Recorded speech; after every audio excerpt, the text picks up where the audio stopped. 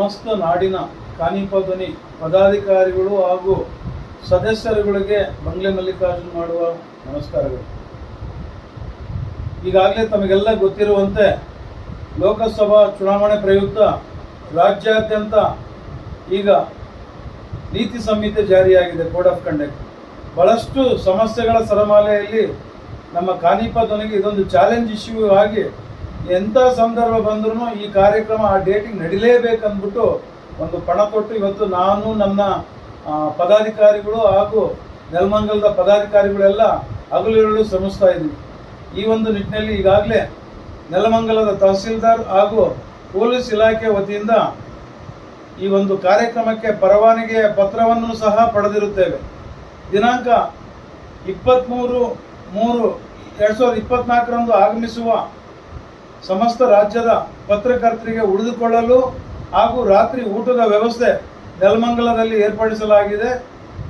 ದಿನಾಂಕ 24 ಬೆಳಗ್ಗೆ ಆಗಮಿಸುವ ಸಮಸ್ತ ಪತ್ರಕರ್ತರಿಗೆ ಬೆಳಗ್ಗೆ 2 ಕಲ್ಯಾಣ ಮಂಟಪಗಳು, ಒಂದು ಬೀರೇಶ್ವರ ಸಭಾಭವನ, ಎರಡನೇದು ಕವಾಡಿ ಮಠ ಕಲ್ಯಾಣ ಮಂಟಪದಲ್ಲಿ ತಾವು ಫ್ರೆಶ್ ಅಪ್ ಆಗೋಕ್ಕೆ ಹಾಗೂ ರೆಸ್ಟ್ ತಗೊಳ್ಳೋಕ್ಕೆ ಹಾಗೂ ಇನ್ನಿತರ ಕೆಲವು ವಸತಿ ಗೃಹಗಳನ್ನು ಏರ್ಪಾಡು ಮಾಡಿದ್ದೀವಿ.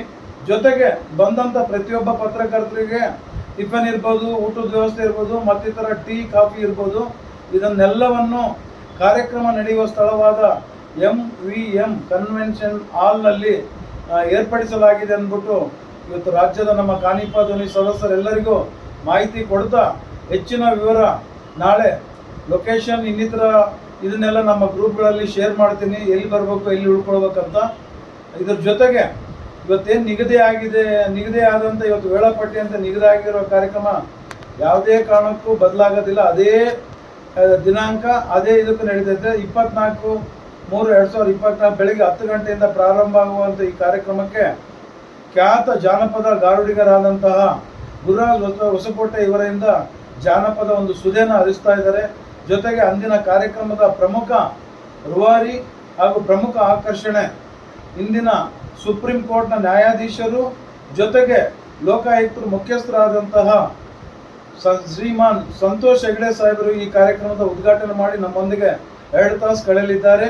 ಜೊತೆಗೆ ಪದ್ಮಶ್ರೀ ಪ್ರಶಸ್ತಿ ಪುರಸ್ಕೃತರಾದಂತಹ ಮಾತಾ ಮಂಜಮ್ಮ ಜೋಗ್ತಿ ಅವರು ಈ ಕಾರ್ಯಕ್ರಮದ ಪ್ರಮುಖ ಆಕರ್ಷಣೆ. ಜೊತೆಗೆ ಹಲವಾರು ಶಾಸಕರು, MLCಗಳು, ಜೊತೆಗೆ ವಿರೋಧ ಪಕ್ಷದ ನಾಯಕರಾದಂಥ ಆರ್ ಅಶೋಕ್ ಸರ್ ಅವರು, ಅದರ ಜೊತೆಗೆ ಅಧಿಕಾರಿ ವರ್ಗದವರು ಈ ಕಾರ್ಯಕ್ರಮ ಆಗಮಿಸಿ ಸರಿಯಾದ ಟೈಮಲ್ಲಿ ಸಹಕರಿಸಿಬಿಟ್ಟು ಈ ಒಂದು ಯಶಸ್ವಿ ಇದರಲ್ಲಿ ಪಾಲ್ಗೊಳ್ತಾರಂತ ಈ ಸಮಸ್ಯೆ ತಿಳಿಸ್ತಾ, ಬಂದಂಥ ಪ್ರತಿಯೊಬ್ಬ ನಮ್ಮ ಕಾನಿಪ ಧ್ವನಿ ಸದಸ್ಯರು ಶಿಸ್ತಿನ ಸಿಪಾಯಿಗಳಂತೆ ಹೆಚ್ಚಿನ ರೀತಿಯಲ್ಲಿ ನಮ್ಮೊಂದಿಗೆ ಸಹಕರಿಸಿ ಈ ಒಂದು ಕಾರ್ಯಕ್ರಮ ಯಶಸ್ವಿಯಲ್ಲಿ ತಮ್ಮದೇ ಕಾರ್ಯಕ್ರಮ ಅಂತ ತಿಳಿದ್ಬಿಟ್ಟು ಕಾರ್ಯಕ್ರಮ ನಡೆಕ್ಕೆ ಅನುವು ಮಾಡಿಕೊಡ್ಬೇಕೆಂದು ತಮ್ಮಲ್ಲಿ ಹೃದಯಪೂರ್ವಕವಾಗಿ ನಾನು ತಮ್ಮಲ್ಲಿ ವಿನಂತಿಸ್ತಾ ಇದ್ದೀನಿ.